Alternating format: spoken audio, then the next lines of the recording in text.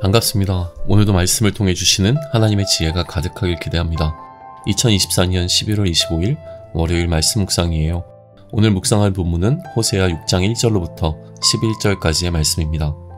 한 줄 묵상과 적용입니다. 분노를 사랑으로 이해한다는 것은 참 어려운 일이에요. 아마도 내가 그렇게 하지 못하기에 다른 사람이 사랑하기 때문에 화를 낸 것이라는 말에 동의하지 못할 겁니다. 그러나 하나님은 사랑이시기에 하나님의 진노는 우리와 관계를 회복하기 원하시는 하나님의 사랑입니다. 때로는 진노를 통해서라도 나를 돌이키심으로 나와 친밀한 관계를 맺기 원하시는 하나님께 반응하는 오늘이길 소망합니다. 본문을 읽겠습니다. 이렇게 기록되어 있어요. 오라 우리가 여호와께로 돌아가자. 여호와께서 우리를 찢으셨으나 도로 낫게 하실 것이요 우리를 치셨으나 싸매어 주실 것임이라.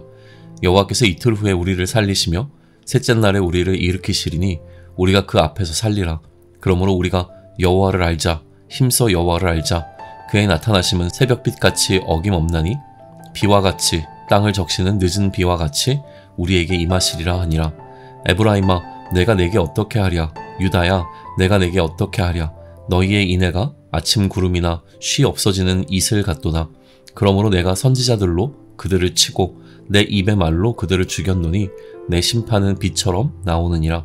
나는 인애를 원하고 제사를 원하지 아니하며 번제보다 하나님을 아는 것을 원하노라. 그들은 아담처럼 언약을 어기고 거기에서 나를 반역하였느니라. 길르앗은 악을 행하는 자의 고울이라. 피 발자국으로 가득 찼도다.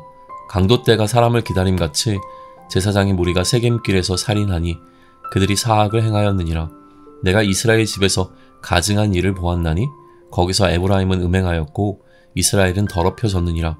또한 유다여 내가 내 백성의 사로잡힘을 돌이킬 때에 내게도 추수할 일을 정하였느니라. 해설입니다. 6장에서 호세아는 그럼에도 불구하고 하나님께 돌아가자고 호소해요.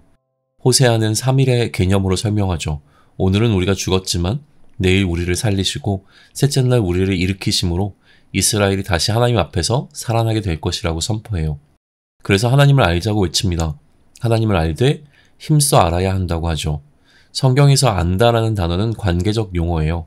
하나님과 다시 관계를 회복하되 그 일에 힘쓰자는 것입니다. 그래서 하나님의 나타나심과 임재하심을 말해요. 새벽빛에 비유하며 하나님은 어김없이 나타나신다는 사실을 강조하고 회복의 의미를 가지고 있는 늦은 비에 비유하며 하나님께서 우리에게 임하심으로 하나님과의 관계가 회복될 것임을 암시합니다. 그러나 이러한 하나님의 성품에 비해 하나님을 향해 지속적으로 신실해야 할 인간의 사랑은 구름이나 이슬처럼 쉽게 사라진다고 한탄해요.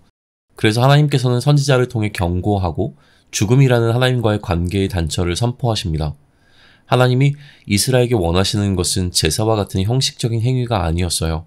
하나님께서는 이스라엘의 인애, 즉 하나님을 향한 변함없는 신실한 사랑과 하나님을 아는 것, 즉 하나님과의 관계를 저버리지 않는 것을 원하셨습니다. 이스라엘은 아담이 선악을 알게 하는 나무의 과실을 먹음으로 하나님과의 약속을 파기했던 것처럼 하나님과의 관계를 무너뜨렸어요. 하나님께 순종하지 않기로 한 것이죠. 하나님을 반역하고 세운 그들의 왕국은 처참했습니다. 치유의 장소로 유명했던 길르앗은 오히려 피발자국이 가득하게 됐고 하나님과 인간의 관계를 유지하기 위해 세워진 제사장들은 오히려 살인을 행합니다. 이러한 불순종은 북이스라엘은 물론 남유다도 마찬가지였어요. 그렇게 심판과 회복의 메시지는 두 나라에 모두 주어지게 됩니다. 적용입니다.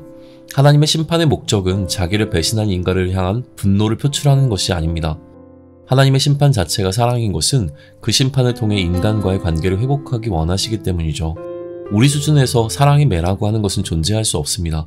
훈육을 위해 드는 매에 단지 사랑만 담겨있지 않다는 것을 우리는 알기 때문이죠.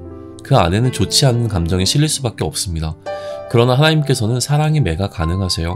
하나님이 사랑이시기 때문입니다. 그래서 우리는 인간 수준에서가 아니라 하나님 차원에서 심판을 바라봐야 합니다. 이것이 사랑으로 인식되어지고 인정될 때야 갈기갈기 찢겨져 피투성이가 되었더라도 그렇게 하나님께 돌아가자는 선지자의 말에 반응할 수 있어요. 우리는 죽음을 종료의 개념으로 이해하지만 성경이 말하는 죽음이란 하나님과의 관계가 단절된 상태를 말합니다. 하나님께서는 이 관계를 회복하기 원하세요. 오늘 아침 잠에서 깨었다면 우리에게는 하나님과의 관계를 회복할 수 있는 또 다른 기회가 주어진 것입니다. 하나님과의 관계를 회복하는 일은 우리가 현재의 생을 살아가는 동안에만 가능한 일이에요. 육체적 죽음 이후에 펼쳐지게 될 삶에서는 회복의 기회가 없어요. 그러니 오늘 우리는 하나님과 더 깊은 관계를 맺어야 합니다. 하나님과의 관계를 위해 더 힘써야 해요. 하나님과 관계를 맺는 것은 아는 것에서 비롯됩니다. 하나님을 아는 것은 성경을 읽고 설교를 듣고 양육과정에 참여하는 것에만 국한되지 않아요. 안다는 것은 우리가 가진 오감을 통한 경험적 방법과 우리가 가진 이성을 통한 깊은 사고, 타인과의 상호작용이나 공동체를 향한 학습과 같은 여러 통로를 통해 하나님을 알아가게 됩니다. 무엇보다 그 하나님의 영이신 성령님이 우리에게 계시기에 하나님을 알고 하나님과 관계하는 일을 도우실 거예요. 어제보다 오늘 하나님과 더 친밀해질 수 있기를 소망합니다. 한 줄 묵상과 적용입니다. 분노를 사랑으로 이해한다는 것은 참 어려운 일이에요. 아마도 내가 그렇게 하지 못하기에 다른 사람이 사랑하기 때문에 화를 낸 것이라는 말에 동의하지 못할 겁니다. 그러나 하나님은 사랑이시기에 하나님의 진노는 우리와의 관계를 회복하기 원하시는 하나님의 사랑입니다. 때로는 진노를 통해서라도 나를 돌이키심으로 나와 친밀한 관계를 맺기 원하시는 하나님께 반응하는 오늘이길 소망합니다. 기도드립니다. 하나님을 더 알기 원합니다. 하나님과 더 깊이 교제하기 원합니다. 하나님을 놓치지 않게 하시고 펼쳐지는 모든 상황을 통해 하나님을 알도록 도와주세요. 형식적인 신앙생활이 아니라 하나님을 향한 변함없는 신실한 사랑을 원하시는 하나님께 나의 사랑을 드리는 오늘이 되길 예수님의 이름으로 기도드립니다. 아멘.